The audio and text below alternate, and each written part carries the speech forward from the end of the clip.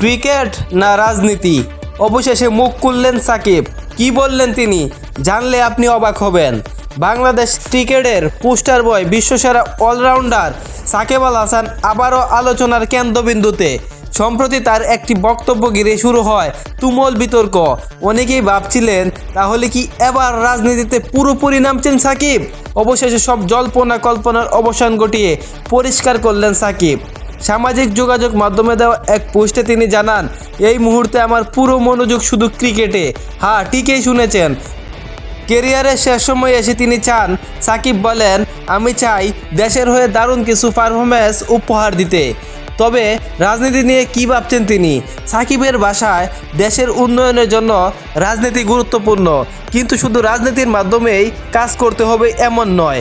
অর্থাৎ ভবিষ্যতে দেশের জন্য কাজ করার ইচ্ছে আছে, কিন্তু এখন এই রাজনীতিতে সক্রিয় হচ্ছেন না তিনি। সবশেষে সাকিব জানান, তিনি চান লাল সবুজের জার্সি গায়ে হাসি মুখে তার ক্রিকেট কেরিয়ার শেষ করতে।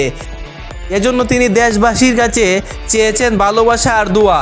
তাহলে আপনার কি মনে হয়, সাকিব কি ঠিক সিদ্ধান্ত নিয়েছেন, নাকি এখনই তার রাজনীতিতে আসা উচিত? কমেন্ট করে জানান আপনার মতামত। আর এমন আরও আপডেট পেতে সাবস্ক্রাইব করুন মারুফ নিউজ মিডিয়া। ধন্যবাদ।